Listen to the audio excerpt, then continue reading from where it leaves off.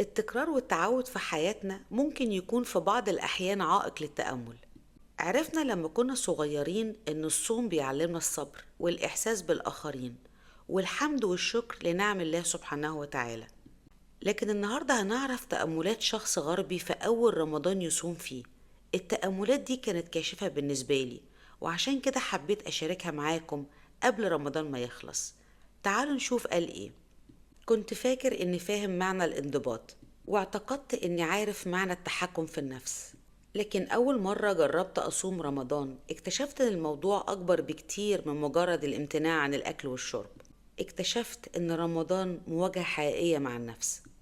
من أكتر الحاجات اللي لفتت انتباهي في التجربة دي كان: أولا، الصوم ما بيخلقش طباع وحشة، هو بس بيظهر اللي موجود. ثانيا، الحرية الحقيقية مش إنك تعمل اللي أنت عايزه، الحرية الحقيقية إنك تتحكم في اللي أنت عايز تعمله. ثالثا، رمضان مش امتحان، رمضان مراية. خليني أوضح لكم إزاي.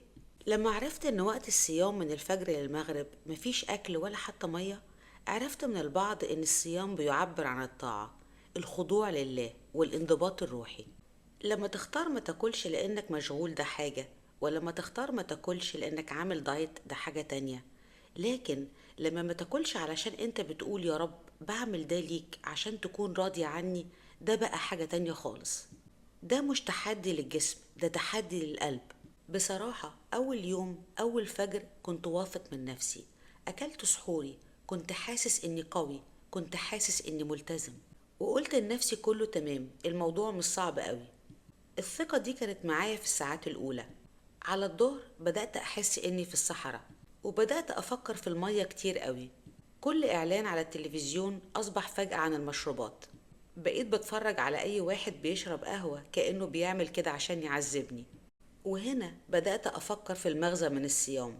علشان رمضان مش عن الجوع، ده عن مواجهة نفسك. لما بتشيل الأكل والشرب أنت بتشيل الراحة، ولما الراحة بتختفي شخصيتك الحقيقية بتبدأ تتكلم. بتعرف بسرعة قدر صبرك، بتعرف بتزعق بسرعة قد إيه، بتعرف قد إيه يومك كله بيدور حول إنك تشبع رغباتك. ولاحظت حاجة في نفسي أول رمضان، كنت بتعصب بسرعة لما جوع. أنا ما كنتش مدرك ده، كنت فاكر نفسي هادي، لكن الجوع كشف لي حاجة. الجوع بيخليك واعي بالعادات اللي انت ما كنتش واخد بالك انها مسيطرة عليك. الجزء الأعمق ان الصيام مش بس عن الأكل، ده عن لسانك، عن عينك، عن أفكارك. المفروض تراقب الحواس دي وتحرسها. أدركت اني مش بس بقاوم العطش، أنا بقاوم قلة الصبر، أنا بقاوم الأنا. وابتديت أفهم إن الصوم مش المقصود منه المعدة، في الواقع هو المقصود بيه الروح. علشان لما بتمنع نفسك عن حاجة حلال، حاجة مسموح بيها علشان ربنا يرضى عنك، ده بيدربك إنك تمنع نفسك عن حاجات تضرك باقي السنة. ده انضباط على مستوى تاني خالص. وعلى نص اليوم لما طاقتي بدأت تقل وقدرتي على التركيز بدأت تضعف، بقى قدامي اختيار من اتنين: أشتكي أو أفكر. وبدأت أفكر في الناس اللي عايشة جعانة، مش بالاختيار. بدأت أفكر في الشكر لنعم الله. بدأت أفكر إن إحنا مدللين قد إيه، كل حاجة متاحة طول الوقت. وفجأة العطش بقى أصغر، الجوع بقى ليه هدف، لأنه مش مجرد حرمان، كان عبادة وتوجه. كأني بقول لنفسي أنا مش عبد لرغباتي، أنا بتبع معنى أعلى مني. ده كان بداية فهم رمضان، مش كعبء مش كعقاب، كان عملية إعادة ضبط النفس من الداخل. الوقت بيمشي بشكل مختلف وانت صايم.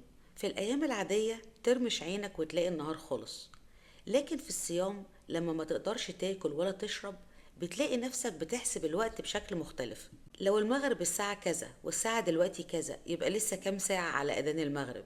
بتبدأ تتعامل مع الوقت كأنه عد تنازلي، عاوز الوقت يعدي بسرعة علشان تسمع أذان المغرب. بتفكر في أول شربة مية كأنها أعظم إنجاز. ولما أذان المغرب بيأذن في أول يوم، الصوت ده بيجيب إحساس تاني، مش بس نداء للصلاة، ده راحة، نصر، شكر وامتنان. بتحس كل ده في وقت واحد. لكن اللي فاجئني إن الجوع ما كانش أصعب حاجة. أصعب حاجة كانت الوعي، بمعنى إنك تشوف نفسك بوضوح. لما بتكون صايم كل حاجة بتهدى بالشكل الكافي إنك تقدر تشوف نفسك بوضوح.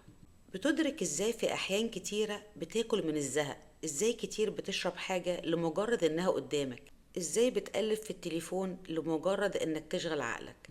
رمضان بيلغي الوضع التلقائي، بيخليك واعي لكل حاجة. الوعي ده مش مريح في الأول، لأن معظمنا بيعيش حياة قائمة على ردود الأفعال. بنستجيب للرغبات والإشعارات والمزاج، لكن لما بتكون صايم ما تقدرش تستجيب لكل رغبة.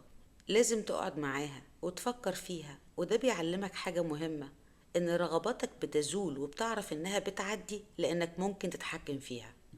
بدأت أدرك إن قراراتي الخاطئة خارج رمضان كانت بسبب عدم صبري. الصيام بيدربك على التوقف، بيدربك إنك تتذكر إنك مش رغباتك، ودي الحرية. الحرية الحقيقية مش إنك تعمل اللي إنت عايزه، الحرية الحقيقية إنك تتحكم في اللي إنت عايز تعمله. في اليوم التاني أو التالت في حاجة اتغيرت جوايا.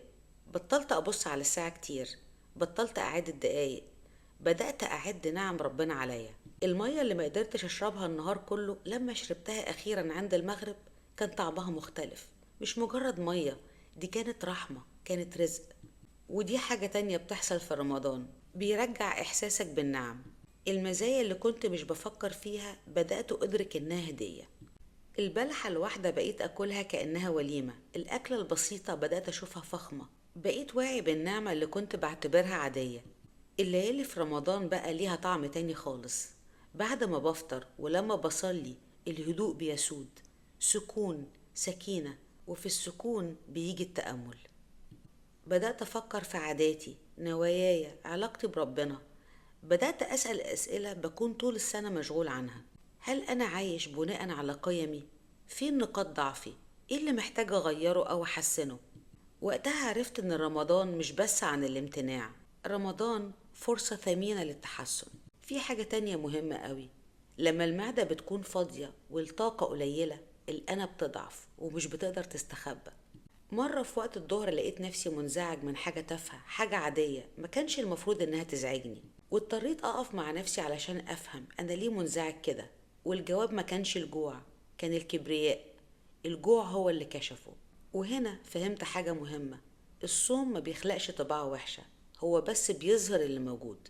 ولما بتشوفه بوضوح بيكون قدامك اختيارين، تواجهه أو تسيبه يفضل جواك. دي بركة رمضان، بيسلط الضوء على الشروخ، على قلة الصبر، على الأنا اللي بتتسلل في الكلام.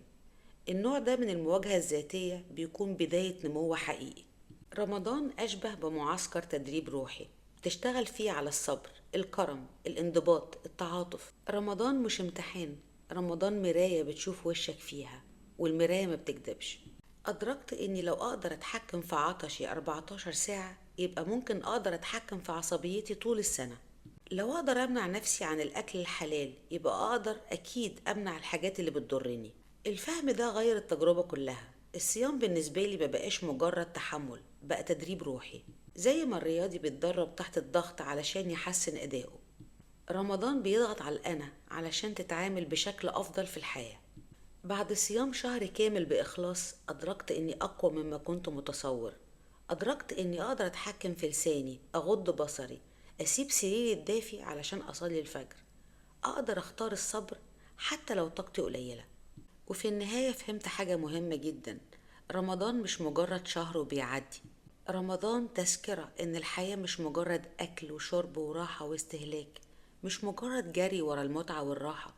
رمضان بيعلمنا التسليم والانضباط والوعي، وبيفكرنا إن الدنيا مش هي المحطة الأخيرة. ولما الإنسان بيعيش بالوعي ده، كل قراراته أولوياته وأسلوبه في الحياة بيتغير. رمضان عرفني إن لسه عندي شغل كتير على نفسي، اداني خريطة طريق، اداني إحساس أوضح بالتوازن.